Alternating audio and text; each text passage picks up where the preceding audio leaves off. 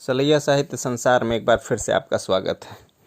मुंशी प्रेमचंद की यशस्वी कहानी ज्योति आपके समक्ष प्रस्तुत है। विधवा हो जाने के बाद बूटी का स्वभाव बहुत कटु हो गया था। जब वह जी जलता तो अपने मृत पति को कोसती, आप तो सिधार गए, मेरे लिए यह सारा जंजाल छोड़ गए। जब इतनी जल्दी जाना था तो ब्याह न जाने किस लिए किया। घर भूनी भांग नहीं चले थे ब्याह करने।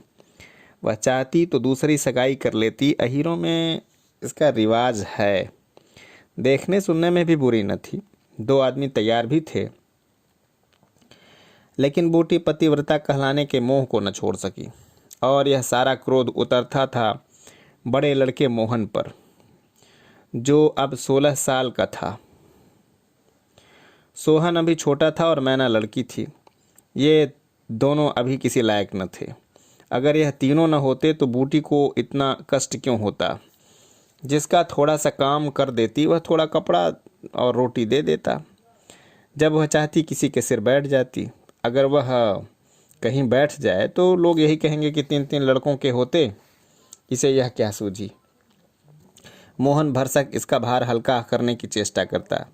गायों भैंसों की सानी पानी दुहना मतना यह सब कर देता, लेकिन बूटी का मुंह सीधा न होता था। वह रोज एक नए खुच्चर निकालती रहती थी और मोहन ने भी उसकी घुड़कियों की परवाह करना छोड़ दिया था। पति उसके लिए सिर गृहस्थी का यह भार पटक करके क्यों चला गया, यही उसे गिला थी। बेचारी का सर्वनाश ही कर दिया। न खाने का सुख मिला, न पहनने ओढ़ने का, न किसी की बात का। इस घर में क्या आई मानो भट्ठी में पड़ गई। उसकी वैधव्य साधना और अतृप्त भोग साधना में सदैव द्वंद्व सा मचा रहता था और उसकी जलन में उसके हृदय की सारी मृदुता जल कर भस्म हो गई थी। पति के पीछे और कुछ नहीं तो बूटी के 400-500 के गहने थे, लेकिन एक एक करके सब उसके हाथ से निकल गए। उसी मोहल्ले में उसी बिरादरी के कितनी औरतें थीं जो उसके जेठ होने पर भी गहने झमकाकर, आंखों में काजल लगाकर, मांग में सिंदूर की मोटी सी रेखा डालकर मानो उसे जलाया करती। इसलिए जब उसमें से कोई विधवा हो जाती तो बूटी को खुशी होती और यह सारी जलन वह लड़कों पर निकालती, विशेषकर मोहन पर। वह शायद सारे संसार की स्त्रियों को अपने ही रूप में देखना चाहती थी। कुत्सा में उसे विशेष आनंद मिलता था। उसकी वंचित लालसा जल न पाकर ओस चाट लेने में ही संतुष्ट होती थी। फिर यह कैसे संभव था कि वह मोहन के विषय में कुछ सुने और पेट में डाल ले। जो ही मोहन संध्या समय दूध बेचकर घर आया, बूटी ने कहा, देखती हूं तो अब साण बनने पर उतारू हो गया है। मोहन ने प्रश्न के भाव से देखा। कैसा साण, क्या बात है? तो रुपया से छिप छिप कर नहीं हंसता बोलता, उस पर कहता है कैसा साण, तुझे लाज नहीं आती? घर में पैसे पैसे की तंगी है और वहाँ उसके लिए पान लाए जाते हैं, कपड़े रंगाए जाते हैं। मोहन ने विद्रोह का भाव धारण किया। अगर उसने मुझसे 4 पैसे के पान मांगे तो क्या करता? कहता कि 2 पैसे तो लाऊंगा। अपनी धोती रंगने को दी तो उससे रंगाई मांगता। टोले में तू एक बड़ा धन्ना सेठ है और किसी से उसने क्यों नहीं कहा? यह वह जाने, मैं क्या बताऊं। तुझे अब छैला बनने की सूझती है। घर में भी कभी कभी 1 पैसे का पान लाया। यहाँ पान किसके लिए लाता? क्या तेरे लेखे घर में सब मर गए? मैं न जानता था तुम पान खाना चाहती हो। संसार में 1 रुपया ही पान खाने जोग है। शौक श्रृंगार की भी तो उम्र होती है। बूटी जल उठी। उसे बुढ़िया कह देना उसकी सारी साधना पर पानी फेर देना था। बुढ़ापे में उन साधनाओं का महत्व ही किया। जिस त्याग कल्पना के बल पर वह सब स्त्रियों के सामने सिर उठाकर चलती थी, उस पर इतना कठोर आघात। इन्हीं लड़कों के पीछे अपनी सारी जवानी धूल में मिला दी। उसके आदमी को मेरे 5 साल हुए, तब उसकी चढ़ती जवानी थी। 3 लड़के भगवान ने उसके गले मढ़ दिए। नहीं अब वह कै दिन की। चाहती तो आज भी वह ओंठ लाल किए, पाँव में महावर लगाए, अनवट बिछुए पहने मटकती फिरती। यह सब कुछ इसी लड़के के कारण त्याग दिया और आज मोहन उसे बुढ़िया कहता है। रुपया उसके सामने खड़ी कर दी जाए तो चूहिया सी लगे, फिर भी वह जवान है और बूटी बुढ़िया है। बोली, हाँ और क्या, मेरे लिए तो अब फटे चिथने पढ़ने के दिन हैं। जब तेरा बाप मरा तो मैं रुपया के से 2 ही 4 साल बड़ी थी। उस वक्त कोई घर कर लेती तो तुम लोगों का कहीं पता न लगता, गली गली भीख मांगते फिरते। लेकिन मैं कह देती हूँ कि अगर तू फिर उससे बोला तो या तो तू ही घर में रहेगा या मैं ही रहूँगी। मोहन ने डरते डरते कहा, मैं उसे बात दे चुका हूँ अम्मा। कैसी बात? सगाई की। अगर रुपया मेरे घर में आई तो झाड़ू मार कर निकाल दूंगी। यह सब उसकी माँ की माया है। वह कुटनी मेरे लड़के को मुझसे छीने लेती है। राण से इतना भी नहीं देखा जाता। चाहती है कि उसे सौत बनाकर छाती पर बैठा दे।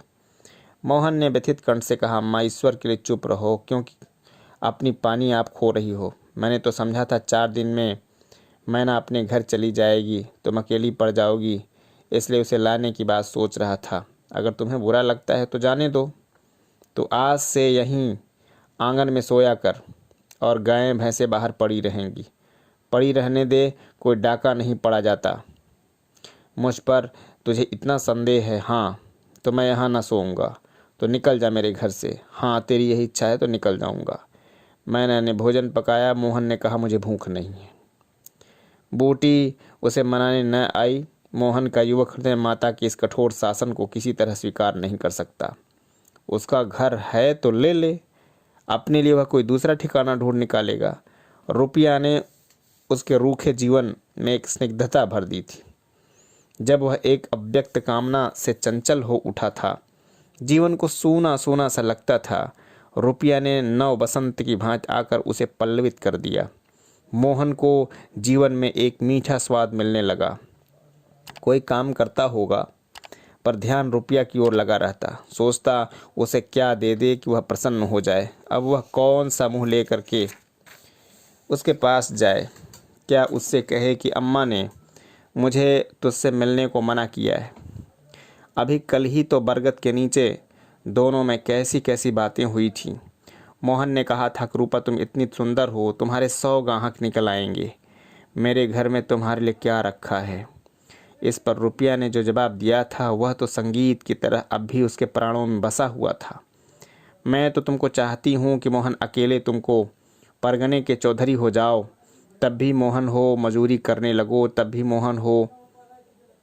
उसकी रुपया में आज तक वह जाकर मुझे अब तुमसे कोई सरोकार नहीं। नहीं या नहीं हो सकता।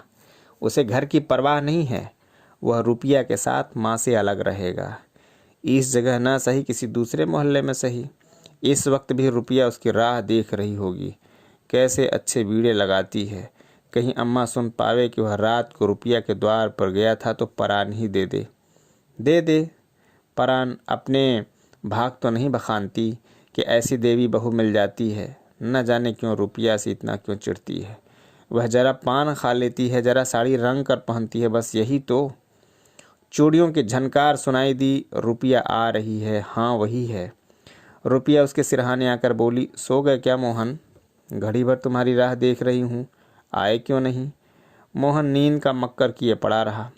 रुपया ने उसका सिर हिलाकर फिर कहा, क्या सो गए मोहन?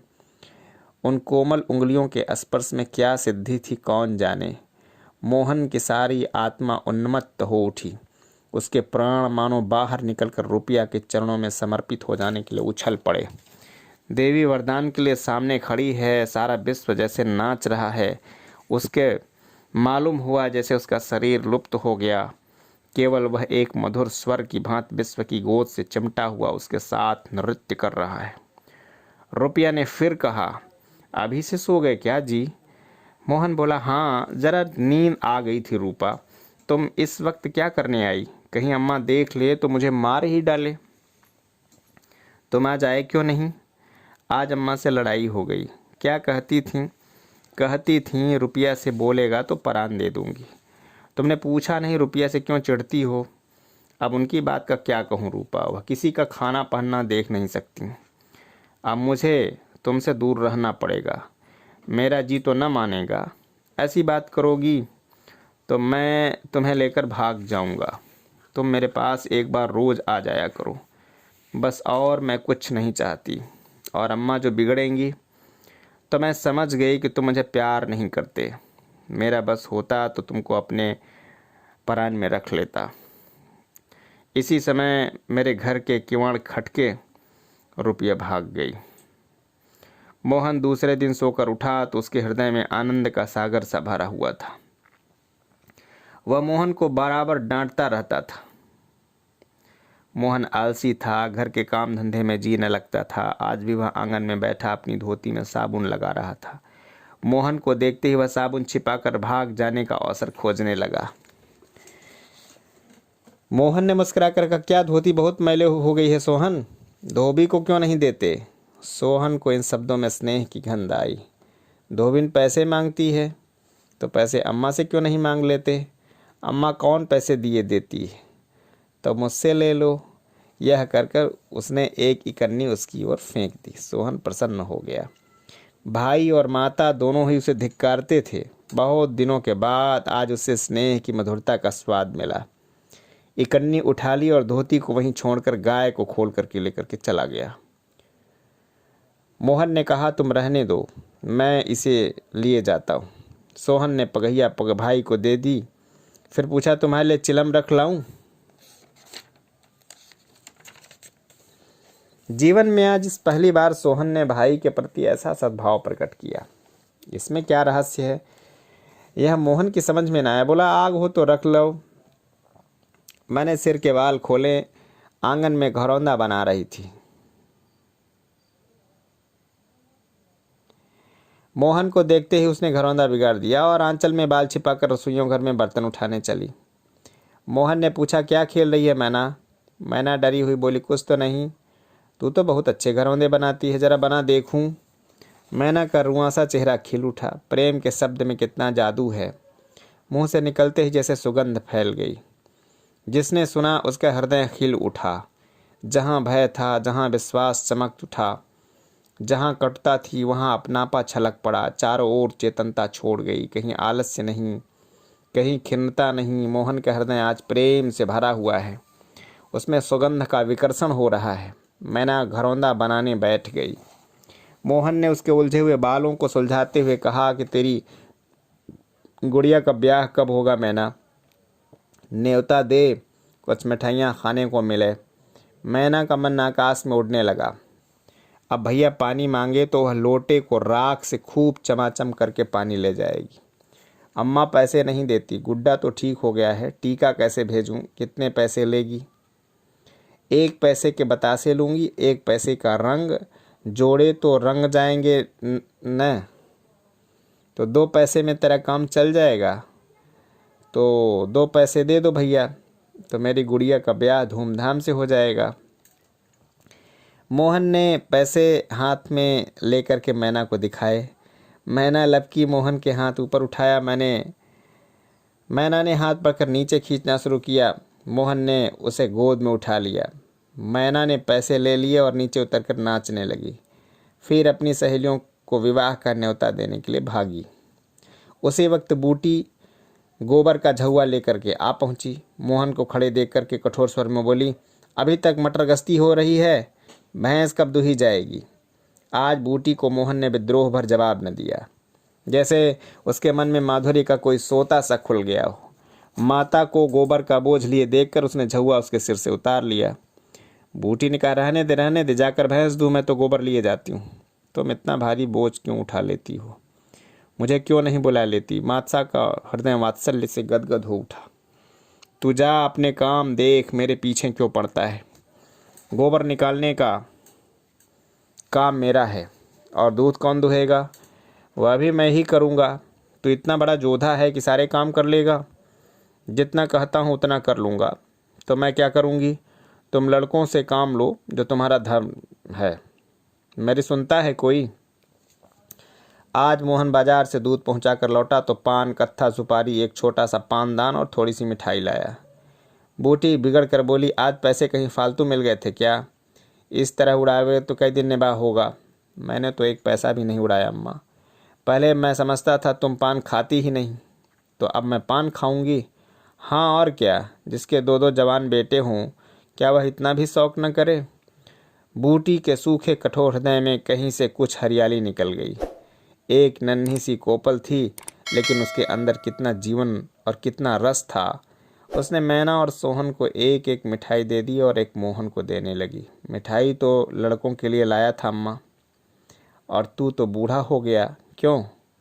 इन लड़कों के सामने तो बूढ़ा ही हूँ, लेकिन मेरे सामने तो लड़का ही है। मोहन ने मिठाई ले ली। मैना ने मिठाई पाते ही गप से मुंह में डाल ली। वह मिठाई का स्वाद जीभ पर छोड़कर कब की गायब हो चुकी थी। मोहन की मिठाई को ललचाई आंखों से देखने लगी। मोहन ने आधा लड्डू तोड़कर मैना को दे दिया। एक मिठाई दोने में और बची थी। बूटी ने उसे मोहन की तरफ बढ़ा करके कहा, लाया भी तो इतनी सी मिठाई, यह ले ले। मोहन ने आधी मिठाई मुंह में डालकर, यह तुम्हारा हिस्सा है अम्मा। तुम्हें खाते देखकर मुझे जो आनंद मिलता है उसमें मिठास से ज़्यादा स्वाद है। उसने आधी मिठाई सोहन को दी और आधी मोहन को दे दी। फिर पानदान खोलकर देखने लगी। आज जीवन में पहली बार उसे यह सौभाग्य प्राप्त हुआ। धन्य भाग की पति के राज में जिस विभूति के लिए तरसती रही वह लड़के के राज्य में मिली। पानदान में कई कुल्हियाँ हैं और देखो 2 छोटी छोटी चिमचियाँ भी हैं। ऊपर कड़ा लगा हुआ है, जहाँ चाहो लटका कर ले जाओ। ऊपर की तस्तरी में पान रखे जाएंगे। जो ही मोहन बाहर चला गया उसने पानदान को मांज धो करके उसमें चूना कत्था भरा, सुपारी काटी, पान को भिगोकर तस्तरी में रखा, तब एक बीड़ा लगाकर खाया। उस बीड़े के रस ने जैसे उसके वैधव्य की कटुता को स्निग्ध कर दिया। मन की प्रसन्नता व्यवहार में उदारता बन जाती है। अब वह घर में नहीं बैठ सकती। उसका मन इतना गहरा नहीं है कि वह इतनी बड़ी विभूति उसमें जा कर के गुम हो जाए। एक पुराना आईना पड़ा हुआ है। उसने अपना मुंह देखा। ओंठों पर लाली तो नहीं है। मुंह लाल करने के लिए उसने थोड़ा ही पान खाया है। धनिया ने आकर कहा, काकी तनक रस्सी दे दे, मेरी रस्सी टूट गई है। कल बूटी ने साफ कह दिया होता, मेरी रस्सी गांव भर के लिए नहीं है, रस्सी टूट गई है तो बनवा लो। आज उसने धनिया को रस्सी निकालकर प्रसन्न मुख से दे दी और सद्भाव से पूछा, लड़के के दस्त बंद हुए कि नहीं धनिया? धनिया ने उदास मन से कहा, नहीं काकी, आज तो दिन भर दस्त आए, जाने दांत आ रहे हैं। पानी भर ले तो चल जरा देखूं, दांत ही है कि कुछ और फसाद है, किसी की नज़र वजर तो नहीं लगी। अब क्या जाने काकी, कौन जाने किसकी आंखें फूटी हो। चंचल लड़कों की नज़र का बड़ा डर रहता है। जाते चुमकार कर बुलाया, झट उसकी गोद में चला जाता है। ऐसा हंसता है कि तुमसे क्या कहूँ। कभी कभी माँ की भी नज़र लग जाया करती है। ऐ नौज काकी, भला कोई लड़के अपने लड़के को नज़र लगाएगा? यही तो तू समझती नहीं, नज़र आप लग जाती है। धनिया पानी लेकर आई तो बूटी उसके साथ बच्चे को देखने चली। तू अकेली है, आजकल घर में काम धंधे से बड़ा अंडस होता होगा। नहीं अम्मा, रुपया आ जाती है, घर का कुछ काम कर देती है, नहीं अकेली तो मेरी मरण हो जाती है। बूटी को आश्चर्य हुआ। रुपया को उसने केवल तितली समझ रखा था।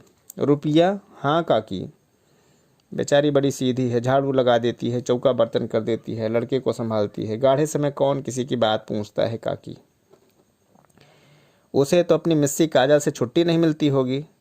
यह तो अपनी अपनी रुचि है काकी। मुझे तो इस मिस्सी काजल वाली ने जितना सहारा दिया उतना किसी भक्ति ने न दिया। बेचारी रात भर जागती रही। मैं तो कुछ दे दिया। हाँ, जब तक जीऊँगी उसका जस गाऊँगी। तो उसके गुण अभी तक नहीं जानती धनिया। पान के लिए पैसे कहाँ से आते हैं, किनारदार साड़ियाँ कहाँ से आती हैं, मैं इन बातों में नहीं पड़ती काकी। फिर शौक श्रृंगार करने को किसका जी नहीं चाहता। खाने पहनने की यही तो उम्र है। धनिया का घर आ गया। आंगन में रुपया बच्चे को गोद लिए थपका रही थी। बच्चा सो गया था। धनिया ने बच्चे को खटेलों पर सुला दिया। बूटी ने बच्चे के सिर पर हाथ रखा, पेट में उंगली रखकर गड़ा कर देखा, नाभि पर हींग का लेप करने को कहा। रुपया बेनिया लाकर उसे झलने लगी। बूटी ने कहा, ला बेनिया मुझे दे दे। मैं डुला दूंगी तो क्या छोटी हो जाऊंगी?